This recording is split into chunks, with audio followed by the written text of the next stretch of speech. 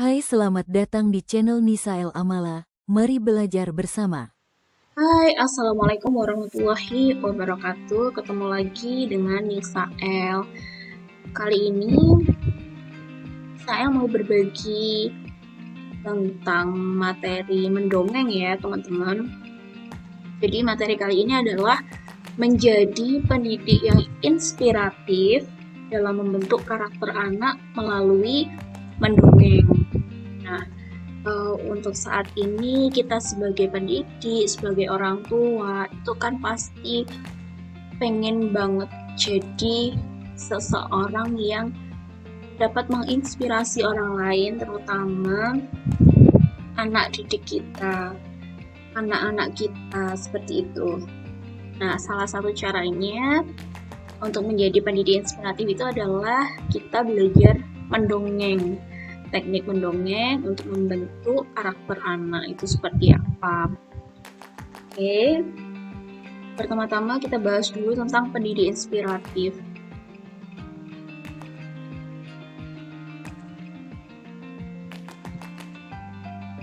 Apa sih yang dimaksud dengan pendidik yang inspiratif itu?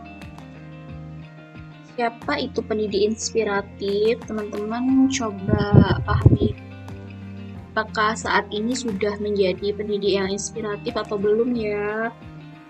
Nah, untuk pengertiannya, pendidik yang inspiratif itu adalah yang pertama, bukan hanya menjadi seorang pengajar saja, tapi juga menjadi panutan.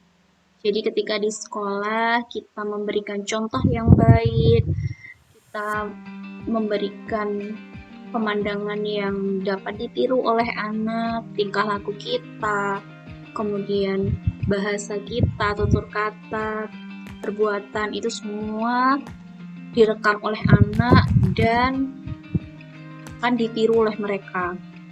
Jadi kita sajikan yang baik-baik, yang dapat ditiru positif-positifnya oleh anak, baik di rumah maupun ketika nanti mereka bermasyarakat. Yang kedua adalah memiliki empati. Sebagai seorang pendidik harus memiliki empati kepada anak ketika mereka sedih, senang, kita ikut merayakan kesenangan mereka. Kita juga harus kreatif dalam berbagai hal, dalam mempersiapkan pembelajaran, menata lingkungan belajar, kemudian kreatif ketika kita dituntut untuk memberikan pembelajaran yang menarik dan menyenangkan, tetapi di lapangan faktanya adalah banyak sekali sekolah atau lembaga yang kurang dalam hal APE-nya, medianya ada di sekolah itu, sehingga guru harus kreatif dalam membuat media pembelajaran menggunakan bahan daur ulang, bahan-bahan alam, bahan bekas yang ada di sekitar. Yang selanjutnya, pendidik kreatif itu mampu membangun hubungan emosional dengan anak. Terus yang terakhir, dapat menggunakan metode yang menyentuh hati anak, salah satunya adalah mendongeng. Terus kemudian, apa sih yang dimaksud dengan mendongeng itu? Coba kita ingat-ingat, waktu sekolah dulu pasti pernah ya diajarkan tentang mendongeng seperti itu. Kemudian waktu kita kecil, kita juga sering didongengi oleh kakek nenek kita, orang tua kita, paman, bibi, dan lainnya.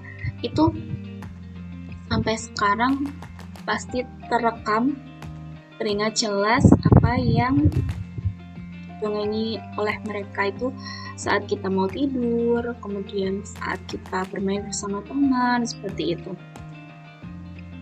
Nah, saya kutip dari Zaini tahun 2008 bahwa mendongeng itu adalah suatu kegiatan bercerita yang menyampaikan suatu pesan moral, nilai kehidupan, atau pendidikan kepada pendengar, terutama anak-anak, dengan menggunakan bahasa yang menarik dan ekspresif.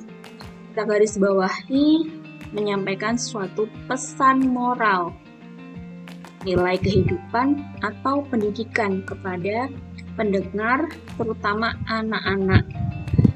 pendidikan ini bisa kita tambahkan pendidikan karakter gitu ya.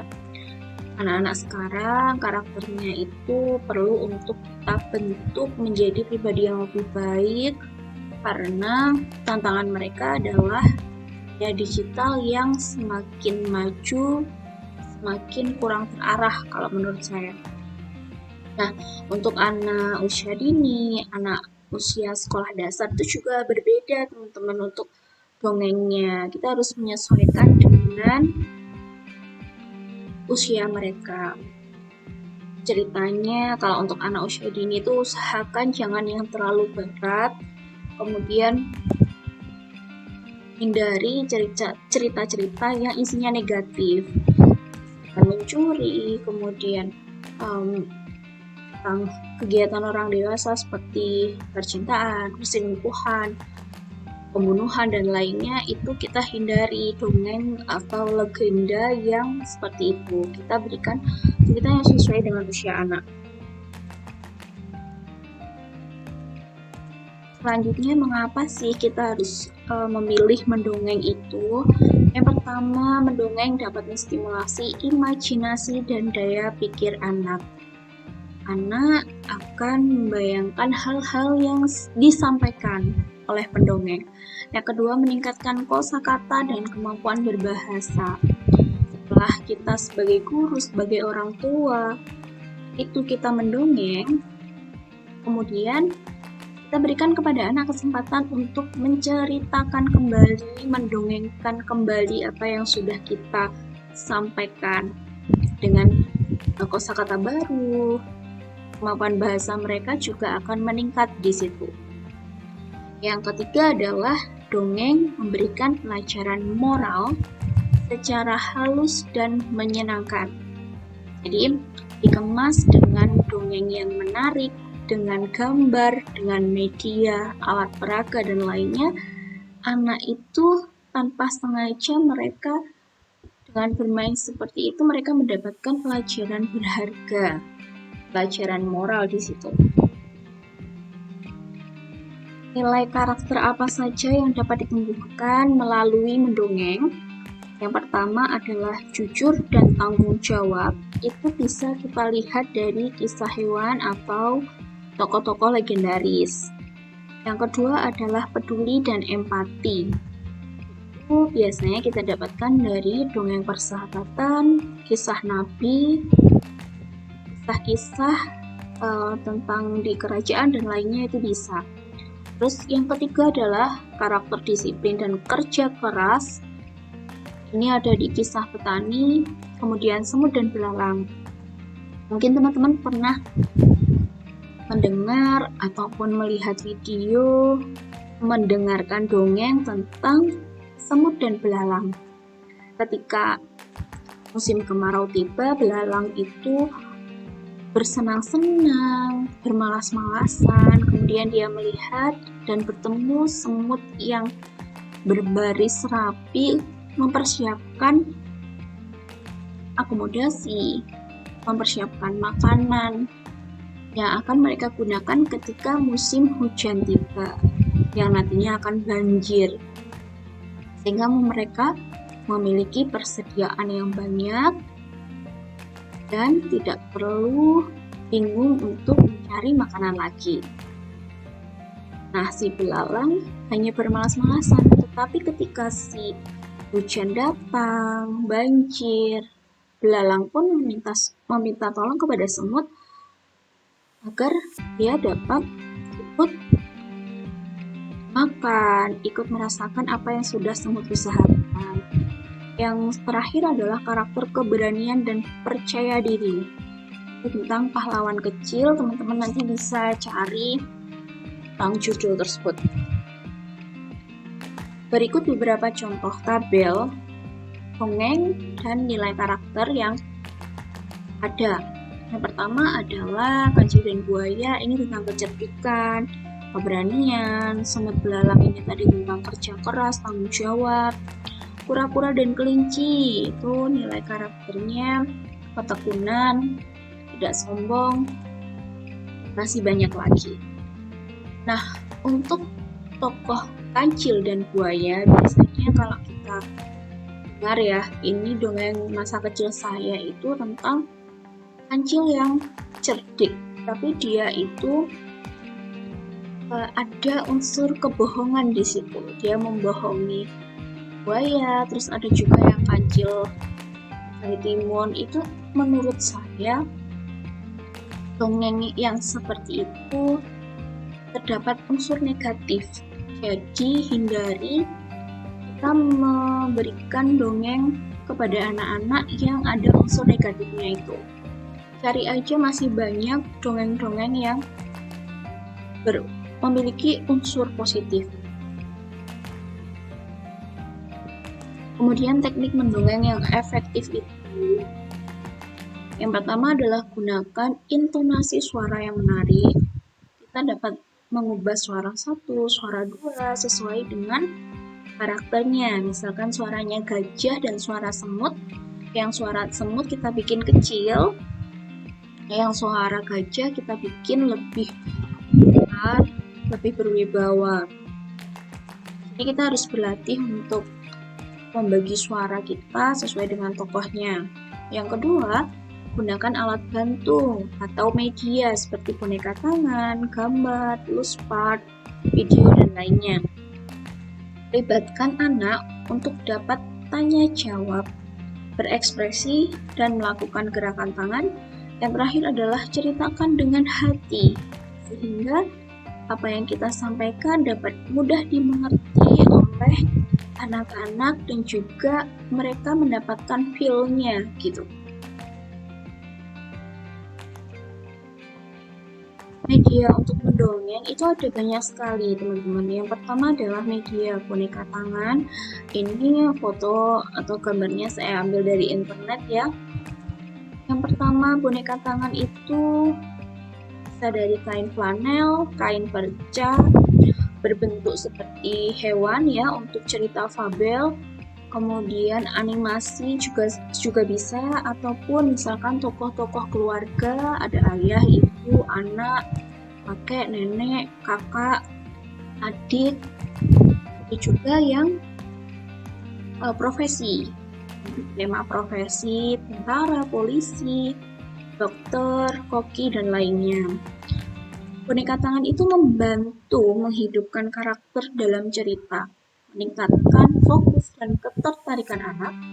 Yang ketiga, cocok untuk cerita dengan banyak tokoh, jadi lebih dari satu tokohnya. Media yang kedua adalah boneka jari. Media kecil yang praktis, mudah digunakan dan dibawa kemana-mana, membantu anak untuk membayangkan alur cerita. Biasanya saya buat boneka jari ini dari flanel. Dimainkan di semua jari dan anak-anak itu lebih mudah kalau misalkan jumlahnya itu sedikit. Jadi paling nggak 15, seperti itu 10. Kalau misalkan lebih, ada 20 anak lebih, itu kurang efektif kalau kita menggunakan boneka jari. Karena terlalu kecil dan anak yang barisan di belakang itu kurang bisa melihat. Selanjutnya ada buku cerita bergambar.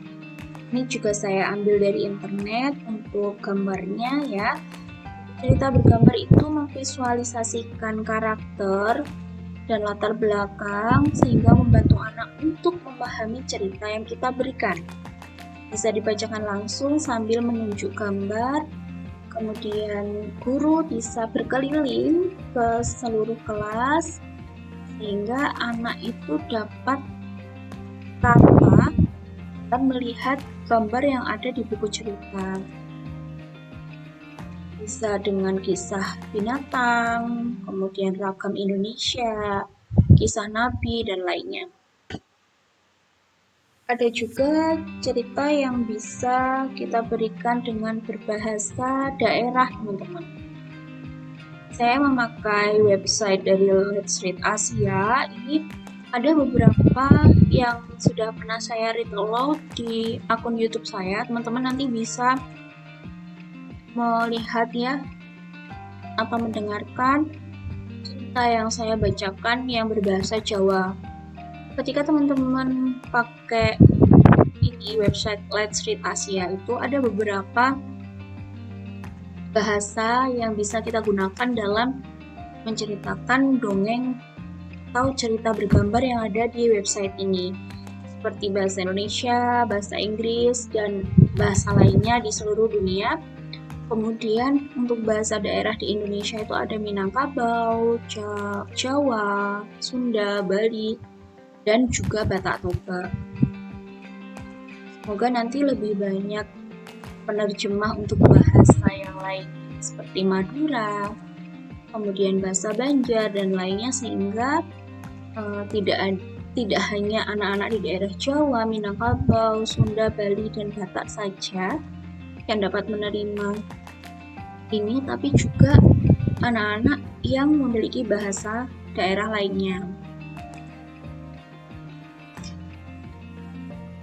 Selanjutnya ada alat peraga yang bisa kita gunakan seperti benda konkret, plus part ya, ada kerikil, daun, kayu kecil, kancing, warna untuk mendukung alur cerita dan juga mengembangkan kreativitas anak.